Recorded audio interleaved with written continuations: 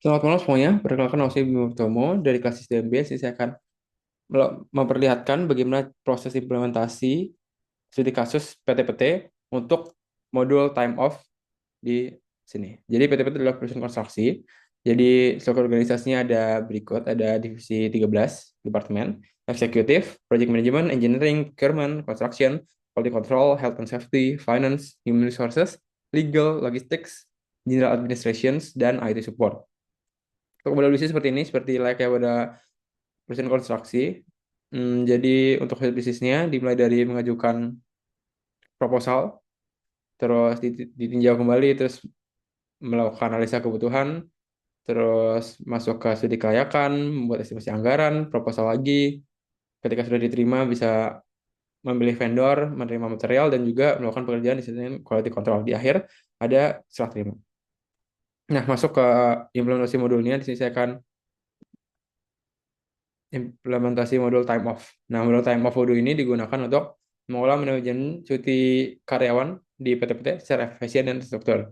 Modul ini memungkinkan untuk mengatur berbagai jenis cuti, seperti cuti tahunan, sakit, ataupun melahirkan dengan mudah. Fitur utama meliputi pengajuan cuti oleh karyawan, proses persetujuan otomatis atau manual oleh atasan, serta pelacakan sisa cuti.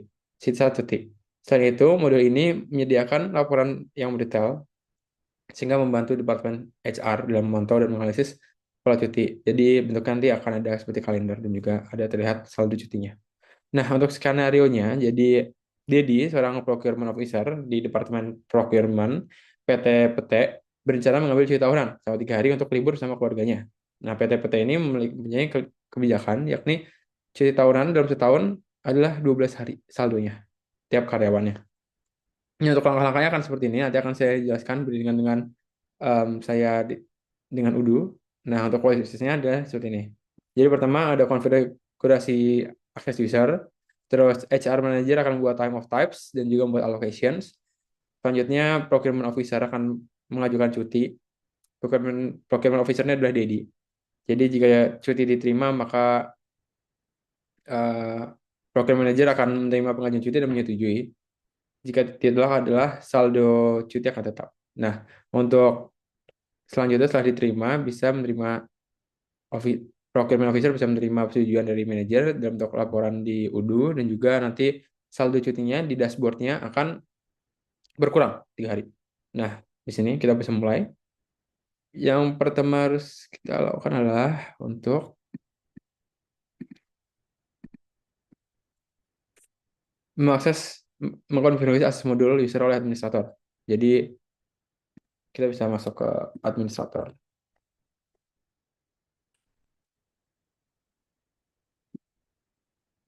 Nah, sini ada di settings dan juga di um, users and companies. Di sini kita bisa lihat dulu, Dedi memiliki kosong karena dia adalah yang mengajukan cuti. Di sini time off-nya kosong. Nah, selanjutnya Zulfi.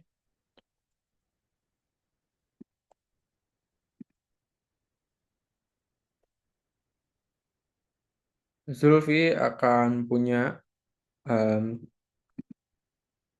akses ini. Officer manage all request.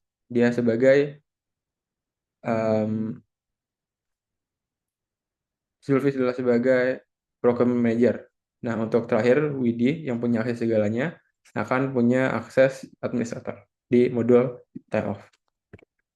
Seperti ini. Widi. Ya, ini time off. Administrator.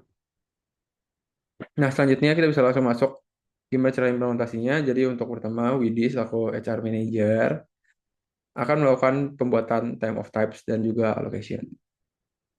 Widi.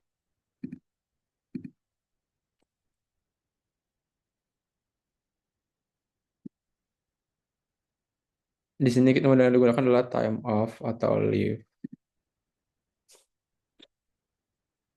Nah, di sini kita membuat time of types dulu. Configuration, time of types. Nah, di sini ada cuti tahunan. Nah, cuti tahunan ini ada data seperti gini. Jadi di sini saya mengkonfigurasikan bahwa approval-nya dilakukan hanya satu orang, yakni employees approver dalam hal ini manajernya. Dan juga requires allocation perlu, makanya nanti kita perlu membuat allocation juga. Dan untuk employee request-nya not allowed. Dan take time off-nya di hari karena jadwalnya hari 12 hari. Dan kind of time off-nya absence karena izin. Seperti itu. Nah, setelah itu kita juga perlu membuat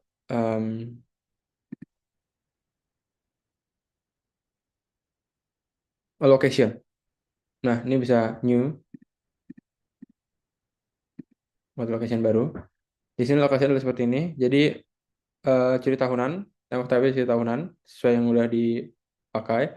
Terus, mode-nya itu by company. Jadi, semua semua employee di company PT-PT ini akan mendapatkan alokasi 12 hari cuti tahunan seperti itu. Nah, ini di sini bisa dipilih dan juga validity, validity periodnya adalah dari tanggal 1 sampai tanggal 31 Desember, 1 Januari sampai 31 Desember seperti itu. Jadi per tahunnya. Nah, maka dari itu nanti akan semua semua employee akan punya allocation. Nah, setelah itu dalam kasus ini Dedi akan mengajukan cuti dalam waktu 3 hari cuti tahunan. Jadi saya perlu login sebagai Dedi. Nah, di sini Dedi akan menuju ke modul leave. Nah, dia di sini akan membuat eh, pengajuan my time off, membuat new time off di tahunan. Di sini bisa dimasukkan description liburan bersama keluarga dengan durasi sesuai dengan kemauan dia dan juga dates-nya seperti ini. Time off type-nya juga di tahunan.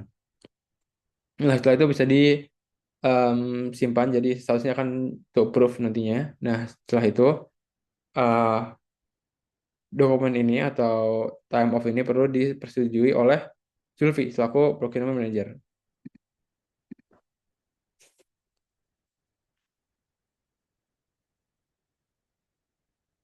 Nah, ini bisa ke leave,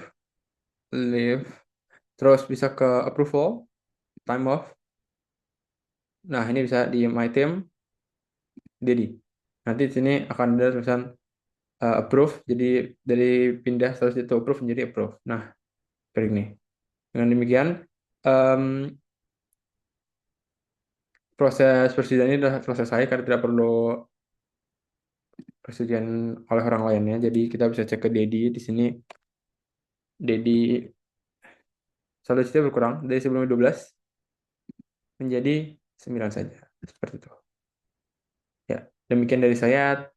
Mohon maaf jika terdapat eh, kelebihan atau kurang. Terima kasih.